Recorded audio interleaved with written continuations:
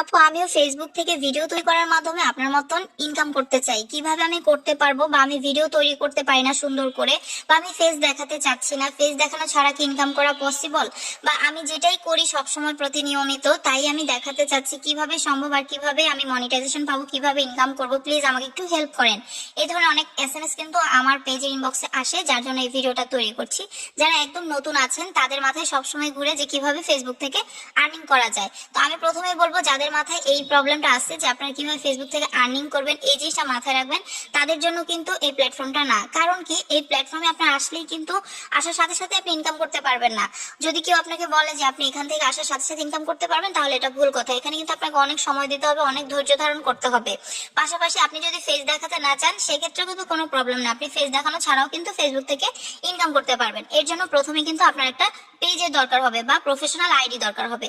তবে professional ID থেকে আমি সাজেস্ট করব সবচেয়ে ভালো হবে ফেসবুক পেজ ক্রিয়েট করার মাধ্যমে। কারণ প্রফেশনাল আইডিতে আপনি একজনই অ্যাডমিন থাকেন বা আপনার একজনেরই আইডি থাকে, কিন্তু পেজটা ক্রিয়েট করলে আপনি সেই পেজের মধ্যে 2-3 জনকে অ্যাডমিন রাখতে পারেন। এতে করে পেজে বা আপনার আইডিতে যদি কোনো প্রবলেম হয়, সেক্ষেত্রে কিন্তু অন্য অ্যাডমিন দ্বারাও কিন্তু আপনার পেজটা আপনি পরিচালনা করতে। এখন আপনি একটা ফেসবুক পেজ ওপেন করলেন, ওপেন করার সাথে সাথে আপনি যদি চিন্তা করেন আমার পেজে ফলোয়ার আসছে না কেন, ওয়াচ টাইম আসছে না কেন, তাহলেও কিন্তু আপনি দ্রুত হতাশ হয়ে যাবেন। এর জন্য কি করতে হবে জানেন? আপনি ফলোয়ার আর ওয়াচ টাইমের পিছনে না দৌড়ে প্রথমে আপনার ভিডিওর দিকে নজর দিতে হবে।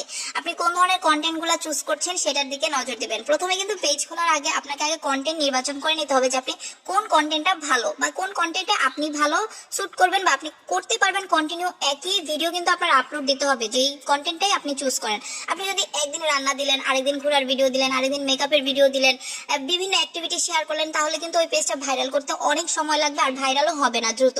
এর জন্য প্রথমে আপনারা একটা কন্টেন্ট সিলেক্ট করে নেবেন। আপনি যদি শুধু রান্নার ভিডিও দিতে চান, তাহলে কুকিং কন্টেন্ট সিলেক্ট করে নেবেন। যদি ব্লগ ভিডিও দিতে চান, যে আপনি বাইরে ঘোরাফেরা করছেন, বাইরে খেতে যাচ্ছেন, মেকআপ ভিডিও দিতে চাচ্ছেন, এগুলো হচ্ছে কি ব্লগ। তো ব্লগগুলো যদি করতে চান, তাহলে কিন্তু আপনাকে ওই ব্লগ রিলেটেড পোস্টগুলাই কিন্তু প্রতিনিয়ত করতে হবে পেজটাকে ভাইরাল করার জন্য। যদি আপনি এক একদিন এক একটা পোস্ট করেন, তাহলে কিন্তু পেজটা সঠিকভাবে ভাইরাল হচ্ছে না। আর প্রথমেই কিন্তু আপনার ভিডিওগুলো ভাইরাল হবে না, প্রথমে কিন্তু আপনার ভিডিও কোয়ালিটিও অতটা ভালো থাকবে না, কোনো কিছুই আপনার ভালো থাকবে না। তো এর জন্য মন খারাপ করা যাবে না বা হতাশ হওয়া যাবে না, কন্টিনিউয়াসলি কাজ করে যেতে হবে। এখানে কাজ করার একটা মূল লক্ষ্যই হচ্ছে কি, আপনারা যখন দেখেন কোনো একটা গাছ লাগাবেন বা চারা লাগাবেন, সেই চারাটা কিন্তু আস্তে আস্তে বড় হবে, তারপরে সেটাতে ফল দিবে। তো আমরা যদি চারাটা লাগানোর সাথে সাথে সেটা থেকে ফল আশা করি, তাহলে কিন্তু সম্ভব না। তো আমাদের যত্ন নিতে হবে। আমরা যেমন একটা গাছ লাগালে সেই গাছের যত্ন নিতে হয়, ছোট বাচ্চাদেরকে যেভাবে যত্ন করতে হয়, সেম একটা পেজকে ওইভাবে যত্ন করে কিন্তু বড় করে তুলতে হয়। একটা পেজ যখন আপনার বড় হয়ে যাবে, তখন আস্তে আস্তে আপনি ওখানে যদি কমও সময় দেন, তারপরে কিন্তু ওখান থেকে আপনার আর্নিং হতে থাকবে। তো ফেসবুক পেজটা মনিটাইজ করাতে হলে আপনার 5,000 ফলোয়ার লাগবে আর 60,000 মিনিট ওয়াচ টাইম লাগবে। তো অনেকেই আছেন যারা নতুন, তারা কি করেন, প্রথমে পেজ খুলে একটি ভুল কাজ করেন যে আপনারা ফলোয়ার কিনে ফেলেন বা ওয়াচ টাইম কিনে ফেলেন পেজটাকে দ্রুত মনিটাইজ করানোর জন্য। কিন্তু এটা কিন্তু পুরোটাই ভুল। এটা যদি করেন, কখনোই কিন্তু আপনাদের পেজটাকে আপনারা মনিটাইজ করাতে পারবেন না। কারণ কি, যেই ফলোয়ার গুলো আপনারা কিনবেন, সেগুলো কিন্তু আপনার অ্যাক্টিভ ফলোয়ার না। আর যে ওয়াচ টাইমটা কিনবেন, সেই ওয়াচ টাইম দিয়েও কিন্তু আপনার পেজটা মনিটাইজ হবে না। এতে করে আপনার পেজে কিন্তু কন্টেন্ট মনিটাইজেশন পলিসি ইস্যুর প্রবলেমটা চলে আসবে।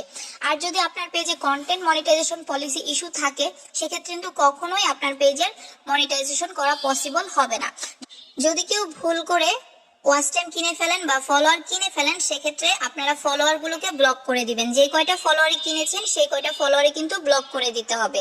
এরপরে কিন্তু আপনারা অর্গানিক ভাবে কাজ করতে হবে, কন্টিনিউয়াসলি ভিডিও আপলোড দিতে হবে আর শেয়ার করতে হবে বিভিন্ন গ্রুপে। তাহলে কিন্তু ওখান থেকে ভিউ এবং ওয়াচ টাইমটা আপনাদের কমপ্লিট হয়ে যাবে।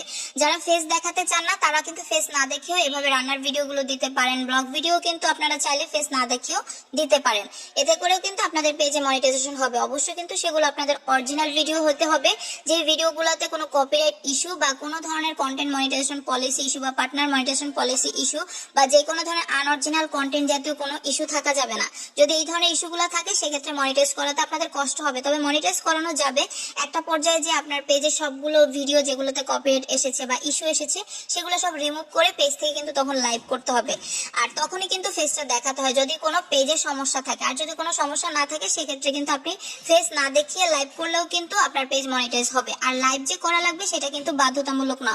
লাইভ ছাড়াও কিন্তু আপনি শুধুমাত্র ভিডিও দেওয়ার মাধ্যমেও পেজ থেকে ইনকাম করতে পারেন। আজকের ভিডিওটা যদি একটু হলে আপনাদের কাছে ইনফরমেশন বা ভালো লাগে, তাহলে অবশ্যই ভিডিওটা শেয়ার করে রেখে দেবেন।